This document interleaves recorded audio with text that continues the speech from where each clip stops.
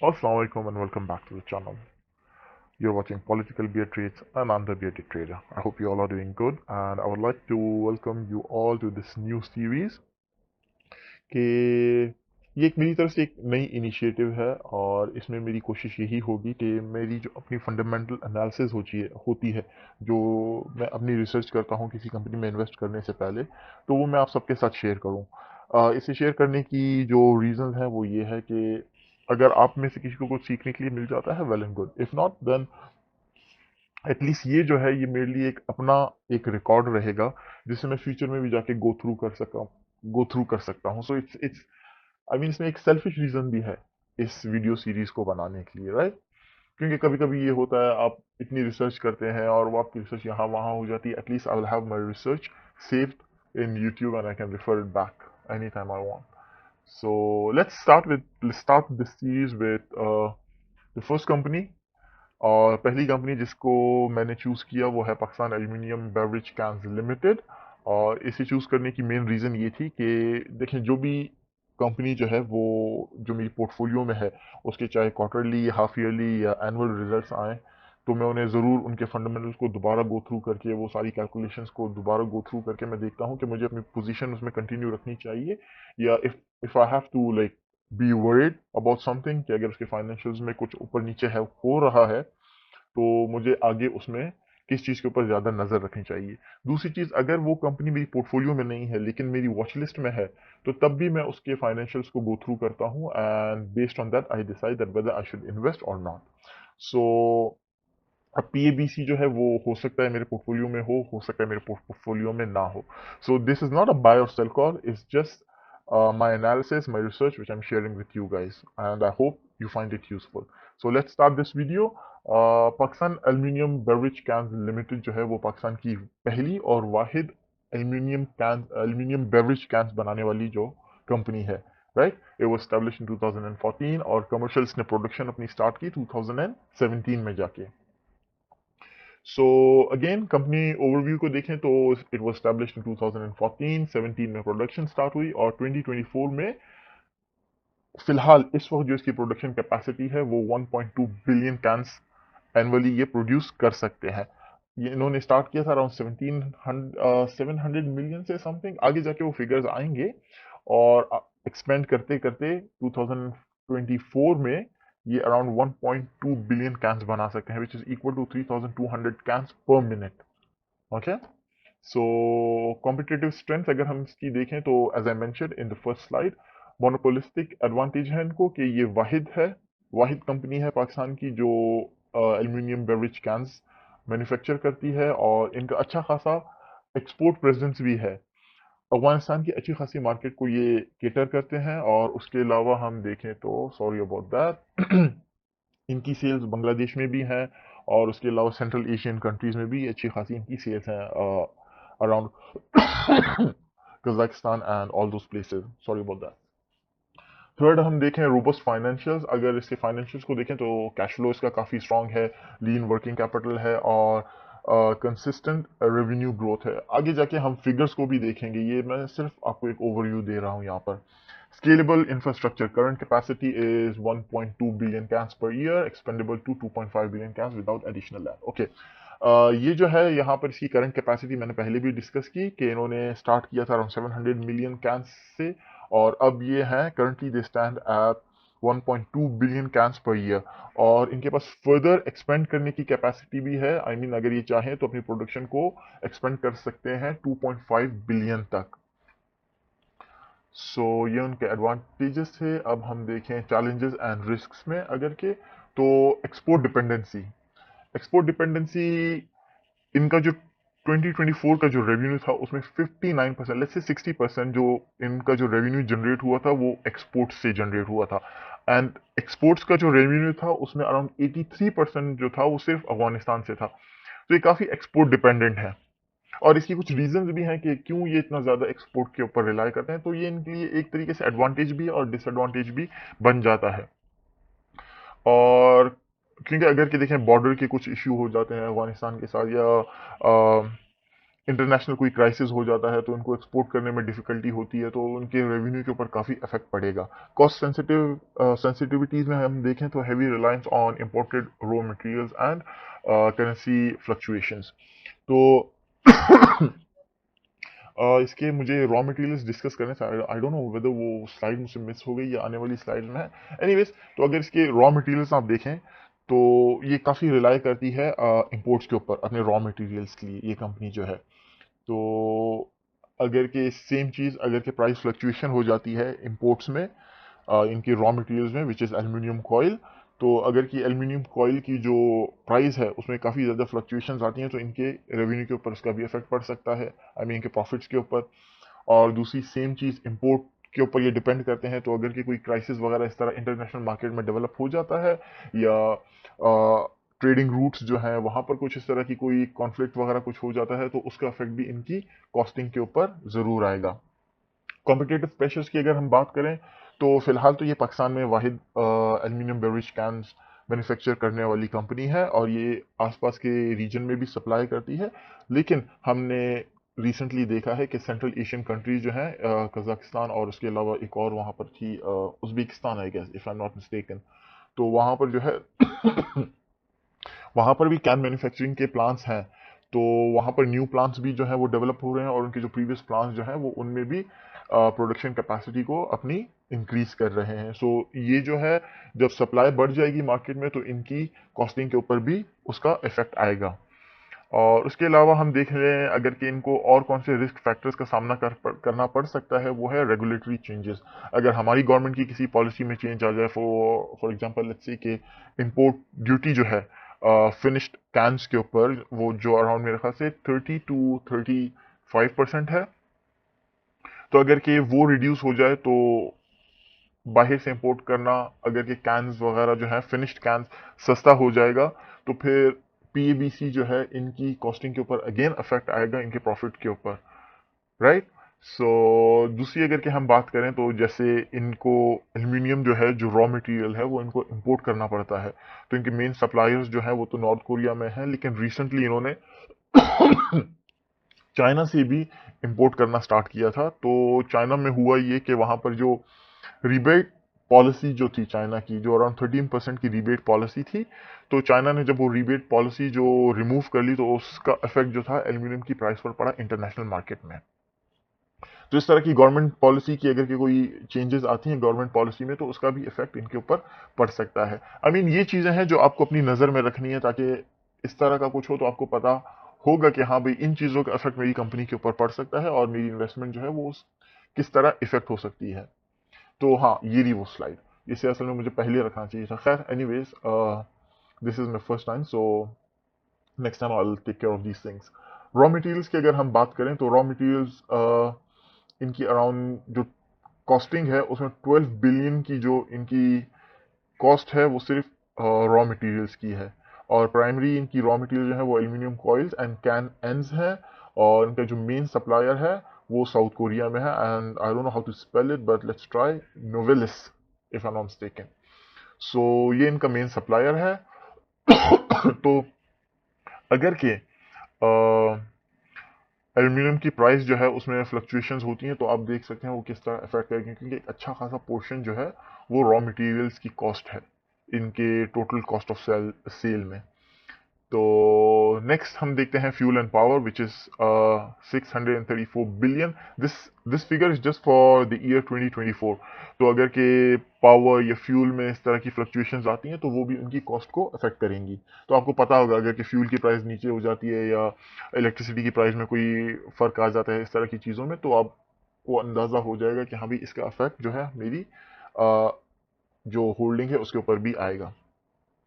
Tax incentives की बात करें तो PBC is located in Faisalabad special economic zone, तो वहाँ इनको 10 ईयर टैक्स हॉलीडे मिला हुआ है। So and started from 2017 and we can expect it to go all the way until 2027। और वहाँ इनके ऊपर कुछ मिनिमम टैक्स, कुछ लाइबिलिटी मिनिमम टैक्स कुछ इनके ऊपर इम्प्लीमेंट हुआ था और ये उसे भी फाइट करने की कोशिश कर रहे हैं। सो लेट्स सी कि उसका क्या रिजल्ट आता है। और मैन्युफैक्चरिंग की बात करें तो जैसे कि मैंने आपके साथ डिस्कस किया था कि ये 3200 कैंस पर मिनट जो है ये मैन्युफैक्चर कर सकते हैं। और इनकी करंट अगर 2024 की हम प्रोडक्शन को देखें तो they were able to manufacture 2100 cans per minute. ठीक है, अब ये इतना कम क्यों उन्होंने मैन्युफैक्चर किया टोटल कैपेसिटी, तो ये कंपनी जो है वो डिमांड को देखकर ही अपनी मैन्युफैक्चरिंग को उसी हिसाब से रखती है, वरना इन्वेंट्री में जो है आपका कैश काफी सारा स्टक हो जाता है। और दूसरी चीजें उसके बाद डिफेक्टेड प्रोडक्ट्स भी होते हैं और बाकी सारी चीजें, तो इसीलिए आप 100% का यहाँ फिगर आपको नजर नहीं आ रहा है। मूविंग ऑन, फाइनेंशियल परफॉर्मेंस अगर हम इसकी देखें तो 37% revenue CAGR, 5 years growth rate. 5 साल का अगर हम इसका एवरेज देखें तो इसका रेवेन्यू जो है वो 37% से हर साल ग्रो किया है इसने, विच इज एक्सट्रीमली गुड। सेम अगर हम नीचे आकर EPS को देखें तो EPS जो है वो 106% से ग्रो हुआ है। फॉर एग्जाम्पल, पहले साल अगर कि EPS 1 था तो नेक्स्ट ईयर 2.06 हो जाएगा। तो इनकी EPS ने इस रफ्तार से ग्रो किया है पर ईयर। और नेक्स्ट जो है वो नेट प्रॉफिट मार्जिन है। नेट प्रॉफिट मार्जिन इनका 2024 का जो फिजिकल ईयर था उसका देखें तो 26.5 है, विच इज एक्सट्रीमली गुड। और we expected to be at least अब 5, लेकिन प्रेफरेबल है 10%। 10% से ऊपर होना चाहिए, क्योंकि जितना कम होगा तो कोई भी मार्केट में कोई भी फ्लक्चुएशंस आ गई, कोई भी थोड़ी सी इन्फ्लेशन वगैरह हो गई तो उसका इफेक्ट काफी ज्यादा होता है आपके आई मीन प्रॉफिट के ऊपर। So at least you hope that is above 10, but I mean 5 के ऊपर आप देख सकते हैं, लेकिन आपका जो थ्रेशोल्ड लेवल होना चाहिए दैट शुड बी अराउंड 10%। और इन्वेस्टर रिटर्न अगर हम देखें तो एनुअल रिटर्न सिंस 2021, तो एनुअल रिटर्न जो इसने दिया है वो है 35.2% का। सो लेट्स से अगर आपने इसमें 2021 में लगाए हुए होते 1 लाख रुपए, तो वो अब बन चुके होते 3,35,000। 3.35, मतलब इसने कितने साल हो गए, 4 साल में आपके पैसों को 22, 23, 24, 3 साल में, आई मीन 25 चल रहा है तो लेट्स से 4 साल लगा लें, चलें 4 साल में इसने आपके पैसों को 3.35 टाइम्स इंक्रीज कर लिया आपकी इन्वेस्टमेंट को। तो इट्स अ ग्रेट इन्वेस्टमेंट। आगे चलते हैं, शेयर होल्डर्स हम देखें, क्योंकि शेयर होल्डर्स से ये आपको एक आइडिया हो जाता है कि अगर कि मैनेजमेंट खुद इन्वॉल्व होती है कंपनी के अंदर ना, तो वो उसी तरीके से डील करेंगे फिर उसे। अगर कि मैनेजमेंट बिल्कुल इन्वॉल्व ही नहीं है कंपनी का, उनका कुछ लेना देना है ही नहीं, तो वो उस तरीके से आई मीन उसे मैनेज नहीं करेंगे।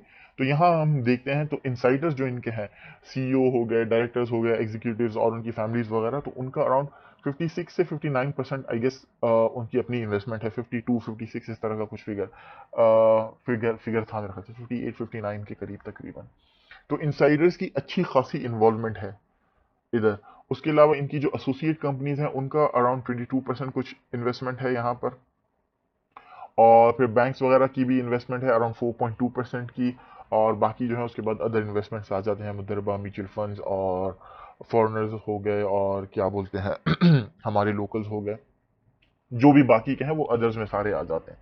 तो यहाँ पर मेन जो है वो हमें ये पता चला कि इनसाइडर्स इन्वॉल्व हैं, the management has its skin in the game, so they will look after, like they will properly take care of the businesses of the company, right. सो यहाँ हम देखें क्या है डिविडेंड एंड ग्रोथ स्ट्रेटजी। 2024 में इसने कोई डिविडेंड नहीं दिया और 100% जो था वो इन्होंने रिटेन किया था प्रॉफिट को। सो वी डू एक्सपेक्ट कि वो इस पैसे को आगे जाके री इन्वेस्ट करेंगे कंपनी में, so nothing to be worried about. अगर आप प्योरली डिविडेंड के लिए इन्वेस्ट करते हैं तो ये इन्फॉर्मेशन आपके लिए, then you should consider whether you should invest और नॉट। लेकिन अगर हम देखा जाए तो 24 में इन्होंने नहीं दिया, लेकिन 23, 22 और 21 में आई गेस इन्होंने 3 बार डिविडेंड दिया है। 21 से लेके 24 तक 3 बार इन्होंने डिविडेंड दिया है, so you can go and check. लेकिन 2024 में इन्होंने कोई डिविडेंड अनाउंस नहीं किया। और इनसाइडर बाइंग कंटिन्यूज। आप इसके अगर कि इनसाइडर बाइंग में जाकर देखें तो वहां पर इनसाइडर्स आई मीन इतनी ज्यादा बाइंग नहीं है, लेकिन still there is a bit, so it does show confidence of the management in their own company. Export strategy balances weak local demand. हमने पिछली स्लाइड्स में डिस्कस किया था कि ये एक्सपोर्ट फोकस्ड हैं काफी, और अराउंड 60% रेवेन्यू जो है वो एक्सपोर्ट से आता है, right. 60% of sales come from export. So इसकी एक मेन रीजन ये भी है क्योंकि लोकल जो डिमांड है वो इतनी ज्यादा स्ट्रांग नहीं है। तो उसे कवर करने के लिए ये थोड़ा सा एक्सपोर्ट फोकस्ड है। तो ये बाहर के क्लाइंट्स को केटर करते हैं, क्योंकि वो जो कमी जो है वो जो लोकल मार्केट में है उसे पूरा करने के लिए। Moving on, valuation and long term outlook. Okay, जो इतनी सारी जो आपकी जो ये कंपनी के बारे में सब बताना था, ओवरव्यू वगैरह सारा उसे देखना, उसकी प्रोडक्शन वगैरह, कैपेसिटी वगैरह सब कुछ देखना, मार्केट का ओवरव्यू लेना, उसका मकसद यही होता है ताकि आप उसकी एक कंपनी की एक फेयर वैल्यू निकाल सकें। और उस फेयर वैल्यू को निकालने के लिए आपको काफ़ी चीज़ें अज्यूम करनी पड़ती हैं कि आगे इनकी ग्रोथ किस तरह होगी, इनकी रेवेन्यू किस तरह ग्रो करेगी, इनके मार्जिन क्या होंगे। तो उसके लिए आपको कंपनी के बारे में और उसकी प्रोडक्शन के बारे में पता होना चाहिए, उसकी मार्केट के बारे में, जिस मार्केट को वो केटर कर रही है उसके बारे में पता होना चाहिए। तो वो सारी इंफॉर्मेशन जो थी वो यहाँ पर एक तरीके से बोलें समराइज हो जाएगी। तो इसके फंडामेंटल्स को देखकर इस कंपनी के जो करंट फंडामेंटल्स हैं, जो करंट इसकी बैलेंस शीट की जो पोजीशन है, जो कैश फ्लोज वगैरह हैं, उसे देखकर इसकी हम अगर के डिस्काउंटेड कैश फ्लो के मेथड से इसकी फेयर वैल्यू निकालते हैं तो इट स्टैंड्स एट 142.86 रुपीस। और इसकी करंट प्राइस जो है मेरे ख्याल से 109 पर कुछ इस तरह चल रही है। So currently trading at a discount of 30.5%। तो ये इसमें और रूम है ग्रो करने के लिए। और आप देख सकते हैं इसकी पीई रेशियो जो है वो 6.48% है। तो for every dollar of earning you are paying around 6.48 rupees.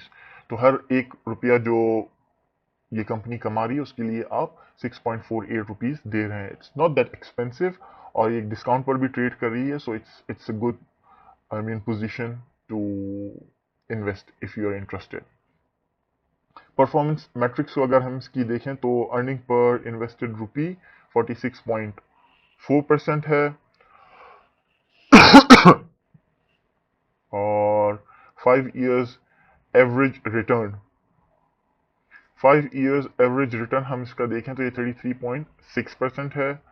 और बेंचमार्क इन्वेस्टमेंट को हम देखें तो 11.44% है। Now what are these figures? ये फिगर जो है कि आप सपोज करें आप इस कंपनी में 10 रुपए इन्वेस्ट करते हैं। आई मीन लेट्स से कि आप इसमें 1 लाख बहुत हो जाएगा, चलें 1 लाख रुपए अगर आप इन्वेस्ट करते हैं तो 1 लाख रुपए में 2024 में इसने आपको 1 लाख के ऊपर 1,46,400 रुपीज रिटर्न में दिया। ठीक, अगर हम इसके 5 साल का एवरेज देखें तो 5 साल का एवरेज जो है वो 1 लाख के ऊपर 1,33,600 रुपीज की आपको रिटर्न में देती है, which is good. I mean 46% return जो है इट्स एक्सट्रीमली गुड। अगर आप बाहर जाके बैंक्स में देखें तो आजकल इंटरेस्ट रेट जो चल रहा है अराउंड 11-12 के करीब कुछ इस तरह है। तो ये आपको 46% जो है वो रिटर्न में दे रही है, और एवरेज से भी ऊपर है 2024 में। So again another plus point. और sorry about that. Benchmark investment rate जो है ना, इस कंपनी में इन्वेस्ट करने के लिए मिनिमम जो हमें चाहिए वो 11.44% है। अगर इससे कम है तो आप इसमें इन्वेस्ट करने के लिए सोचेंगे ही नहीं। ये जो था, ये सारी फिगर्स जो है ना, ये मेरी अपनी कंपनी की जो अंडरस्टैंडिंग है उसकी बेसिस पर है। तो मुझे अगर कि इस कंपनी में इन्वेस्ट करना है then I need at least 11.44%। I mean इनका रिटर्न इतना होना चाहिए, तब जाके मैं आई विल बी सेटिस्फाइड कि हाँ भाई कंपनी अपनी ऑब्लिगेशंस को भी पूरा कर सकती है और मुझे भी रिटर्न में कुछ दे सकती है। If it's less than that, I won't invest. But currently, if you see the current obligations और benchmark जो है वो 11.44% पर है, और कंपनी का जो रिटर्न है that's at 46.4%. So 46.4% का वो रिटर्न दे रही है कंपनी आपको, आपका जो कैपिटल उसमें इन्वेस्टेड है उसके ऊपर, आई मीन इन्वेस्टेड कैपिटल के ऊपर, राइट? सो सो फार सो गुड। फाइनेंशियल पोजीशंस में हम अगर जाके देखें तो कंपनी की लाइबिलिटीज जो है वो दे स्टैंड अराउंड 15 बिलियन। जो टोटल लाइबिलिटीज हैं, current and non current liabilities जो है वो उनकी 15 बिलियन पर है। लेकिन इसके पास जो कंपनी के पास जो इस वक्त जो लिक्विड पोजीशंस हैं, लिक्विड एसेट्स जो है, सिर्फ उनको कंपेयर करें तो 17 to 18 बिलियन है। तो इजीली ये अपने जो लाइबिलिटीज हैं उनको सिर्फ अपनी लिक्विड पोजीशंस को ही लिक्विडेट करके वो अपनी लाइबिलिटीज को जो है वो अदा कर सकते हैं। उसके साथ साथ हमने देखा कि 2024 में इनके पास अराउंड 2 बिलियन का इनकी 2 बिलियन की इनको इनकम हुई थी, जो अदर सोर्सेज से थी। अदर इनकम जो थी इनकी 2 बिलियन की थी। आई मीन इट्स ये एक पॉजिटिव पॉइंट भी है, एक नेगेटिव पॉइंट भी है। अब पॉजिटिव इस तरीके से कि देखें दूसरी जगह भी ये री इन्वेस्ट कर रहे हैं और वहां से भी इनको जो है एक इनकम जनरेट हो रही है। I mean they don't let their cash just sit around. और नेगेटिव ये इस तरीके से है कि हो सकता है ये जो रिटर्न इनको अपनी इन्वेस्टमेंट पे इस साल मिला था वो नेक्स्ट ईयर इनको ना मिले, तो इनका जो नेट प्रॉफिट है उस पर इसका इफेक्ट आएगा, क्योंकि अगर अदर इनकम कम हो जाएगी तो इनकी प्रॉफिट आफ्टर टैक्सेशन आप देखेंगे वो थोड़ी सी डिक्रीज होगी और इनके नेट प्रॉफिट मार्जिन जो है उसमें आपको थोड़ी सी कमी नजर आएगी। तो इन चीज़ों को आपने देखना है कि आप कंपनी की कोर ऑपरेशंस जो है उन्हें सेपरेट करके देखें और अदर इनकम जो है उसे सेपरेट करके देखें, क्योंकि अगर आप अदर इनकम की बेसिस पे कंपनी को आप इवेल्युएट करेंगे then it can affect your judgement. Long term price potential हम देखें तो जैसे मैंने पिछली स्लाइड्स में आपसे कहा कि अगर आपने इसमें 1 लाख पहले 2021 में इन्वेस्ट किए होते तो अराउंड 32.5% 6% का रिटर्न आपको मिलता। तो लेट्स सी के इनकी जो करंट 2024 की जो इनकी आई मीन जो इनकी जो पास्ट परफॉर्मेंस है 2021 से लेकर आप 2024 तक अगर इनकी पास्ट परफॉर्मेंस को देखें और उसी परफॉर्मेंस को आप रेप्लिकेट करें इन द फ्यूचर, कि अगर फ्यूचर में वो एग्जैक्टली इसी तरह परफॉर्म करें तो आप इनसे आने वाले 10 सालों में क्या एक्सपेक्ट कर सकते हैं कि इसकी प्राइस कहाँ तक जा सकती है। तो अगर हम लॉन्ग टर्म को आगे देखें फ्यूचर में, तो अगर आप देखेंगे ना इनकी पास्ट हिस्ट्री को तो इनकी ग्रोथ बहुत एग्रेसिव है, बहुत एग्रेसिव ग्रोथ है इनकी। तो ईपीएस वगैरह इनकी बहुत एग्रेसिवली ग्रो किया है।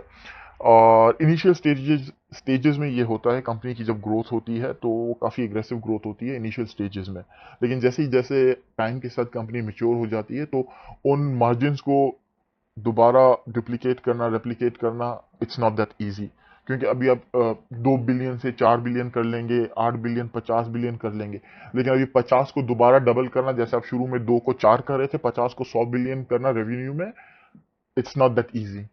सो जो इनकी करंट जो इनकी ग्रोथ रेट थी मैंने उसका 1/3 लिया और मैंने उसे प्रोजेक्ट करने की कोशिश की कि इन द नेक्स्ट 10 ईयर्स अगर कि 1/3 जो इनकी करंट ग्रोथ है उसका 1/3 भी हम लें और उसे प्रोजेक्ट करें नेक्स्ट 10 ईयर्स में, तो किस तरह के गेन्स हमें हासिल हो सकते हैं। सो अगर कि हम इनकी 1/3 ग्रोथ को लेंगे तो इनकी प्राइस जो है with in 10 years around 608 rupees तक जा सकती है। This is just an estimate, हो सकता है कि कल इसमें सेंटिमेंट बहुत पॉजिटिव हो जाए और ये 608 जो है वो अगले 6 से 8 महीने में या 1 साल के अंदर हमें दिखा दे। इट्स पॉसिबल, मैं ये नहीं कह रहा, लेकिन जो प्रोजेक्शंस मैंने की थी वो नेक्स्ट 10 ईयर्स में आप देख सकते हैं, which will give us an annual growth rate of 18.7%। मतलब आप अगर इसमें आज इन्वेस्ट करेंगे तो वो आपके जो पैसे हैं हर साल 18.7% से ग्रो होते जाएंगे। जो इनकी करंट रेट है अभी 109 पे जो चल रहा है ना, 109 जो है, अगर आप एक शेयर ले लें 109 का, वो 109 हर साल 18.7% से ग्रो करते हुए आपको नेक्स्ट 10 ईयर्स में 608 रुपीज दे देगा। And this is just 1/3 of their growth, current growth.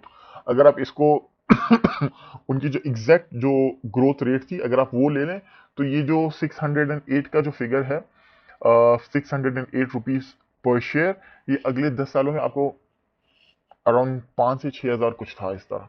तो that was very aggressive and it's realistically it's not possible. So इसीलिए मैंने 1/3 इनकी ग्रोथ ली थी और उसे मैंने प्रोजेक्ट किया नेक्स्ट 10 ईयर्स में। So we do expect around 608। इससे आपको एक आइडिया हो जाता है कि इसकी ट्रिजेक्टरी क्या है, राइट।